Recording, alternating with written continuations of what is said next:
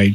We've all heard the stories. We did a phone subject a few weeks ago, and it was like at work mistakes. Yeah. And we've had so many people call in like, yeah, we didn't call before you dig, and we dug up an electric wire. Or a gas line. Yep. Gas line. Yep, most was a good one. On the phone now to talk about it with us, Tom Bashaw, manager of field operations for Iroquois Pipeline Operating Company. But you also work with Call Before You Dig? Yeah, that's correct. Yeah, I'm serve as president of the board of directors. Wow. Oh, okay. Mr. President, how are you? Give us a couple of stories of, when someone didn't call and what happened. Idiots, basically, yes. Yeah. Yeah.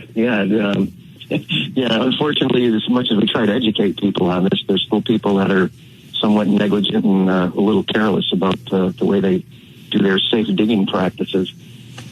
You know what I was most interested in is the building that housed the River Restaurant in Derby exploded. Yeah.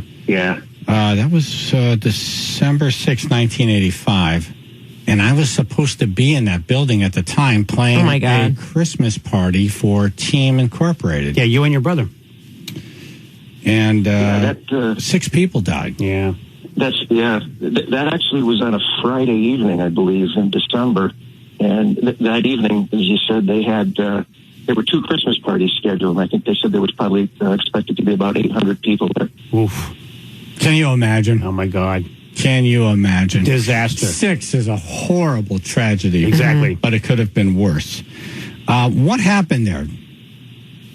From what the NTSB found when they did their investigation was that the contractor was excavating out in the street to do work on a sewer line.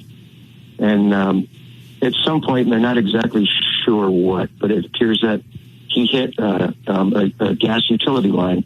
That was the line was about 87 years old, I believe, a cast iron gas main.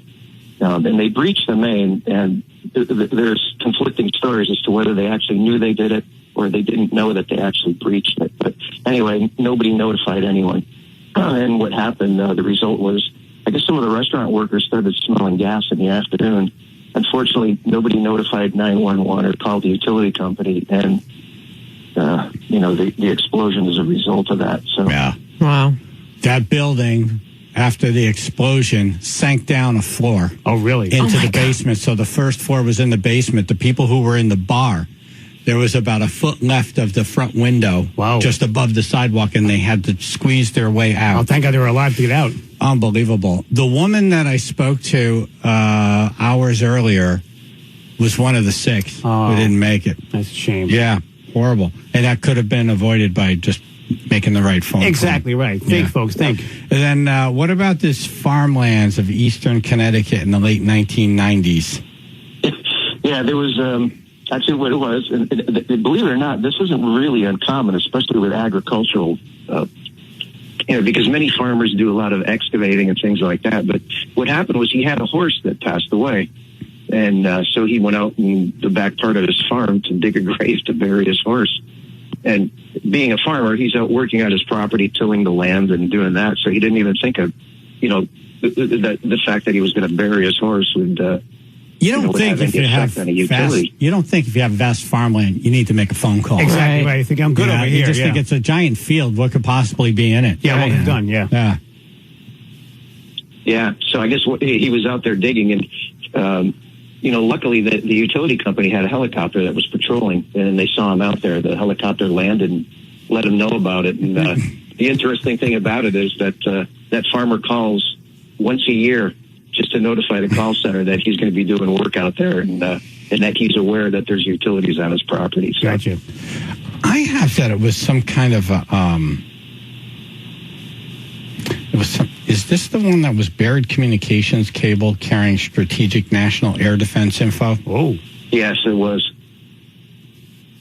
That's why. Can you imagine digging into your property and you hear a noise, you look up at the helicopter? Yeah. And people... Okay, stop digging right now. And then like a black SUV pulls up. Exactly. Guys with glasses and black suits get out. Right. Yep. Come with us, sir. That would have been an expensive dig. Yes, right? It would have. Yes. To everybody. Let's go with, we have Call Before You Dig on, and we're talking about folks who didn't call before you dig. St. Joseph's College.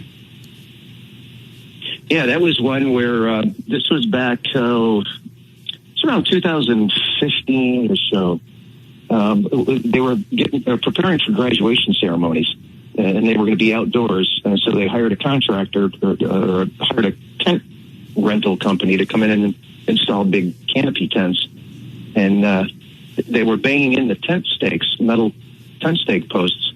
Drove one right through a gas line that was a feed to one of the buildings there. Wow. Well, another one. There were no injuries, but yeah, they got lucky. They did. Yeah, they got lucky. Could you imagine? And I see that a lot. Like I go to fairs or whatever, and there's the spikes right into the pavement. I would never think the tents up. That would be an issue. You wouldn't think they'd put pavement on top of utility lines. You go to hit that stake one more time, I'll say, where did things come from? I heard a big boom. Well, you don't think about calling them call before you dig. Especially when you're just driving a stake into the ground. Right. How screwed do you get if you don't call and then you hit something? Well, you could be very screwed. There's dead. That would be top level. Yeah. Right. Killing other people. Right. Second tier. Yeah. But right up there. What's For third one? one? Yeah. You're going to pay a stiff fine. You can pay up to $40,000 for a single violation in Connecticut. Do you also have do you have to pay the fine and what it costs for the repairs? Yeah. Yep. Whoa. It's a lot of money. So say, for instance, like we were discussing the transatlantic cable that was broke. The downtime on those can be extremely costly. And so, you could basically put a contractor out of business. I don't even think you could have insurance that might cover something like that. Right. I'm guessing not. That is nuts. Yep. You know, something people don't think about, and luckily I had people on my project that thought about it, was when you're pulling up tree stumps. Oh, yeah. Oh, wow. Okay, because those roots will grab around things. Yeah. And even if you're a few feet off, I would have never thought of that. you could just pull something up. So when you're stumping, and whether it be you're pulling the stump out or you're stump grinding, you have to know if something's down there because it could be fatal. And my experience with call before you dig is you call them, they take the info, and the utilities, there's they'll ask you, what do you think is down there? Well, there's electric, I have underground electric, and cable television, and whatever. Plumbing. They all come out within how many hours? It seemed like they were out there in like 8 hours, but they're out there within like 24, 48 hours, right? Yeah, 48 hours. Yeah. But that's the maximum. So in other words, when you call in, the utility has 2 full working days to respond to your request. Yeah. So, but a lot of times, they could be out there the same day, the next day. Yeah, I called them at 3 one day, and then I rolled down the driveway about 11:30, 12 the next day. Everything was marked. Wow. Yeah. So it's not going to slow the job down. You save lives. You save a ton of money. Right. It's and it's easy to do. You're on the phone for literally like a minute. Okay, that's cool. It's a win-win. It's not a big, long process. Yeah. So. Good stuff. Yeah, we even have, we're actually up to about 80% of the ticket requests we receive now are through the internet. So people do them on their cell phones, on their computers. Oh, wow. And when you do that, you get an email confirmation immediately. It's like Amazon. All the utilities and thanks for the order. It's all the utilities in the area. And so it's really convenient and easy to use. So you got to scratch your head when it's like, why isn't everyone doing this? Yeah. Right? It's so simple. Yeah, it's very simple. But thanks for coming on. Thanks for what you do. Thanks for supporting Stand Up for Veterans, too. We appreciate that. Thank you very much. Thank you. Oh, hey. Yeah, we're happy to do it. All right, Tom, we're going to go call before you dig. We're linked up at the radio station, and it's 1-800-CALL before you dig, right? Is that the number? You could just dial 811. That makes it a lot easier. Oh, much simpler, yeah. See, it's even simpler now. 811. 811. 811. It's like 911, but one less. Right. Just think that. Go with an 8. Right. Instead of 911, you go one less. 811. Because you're really one step away from 911.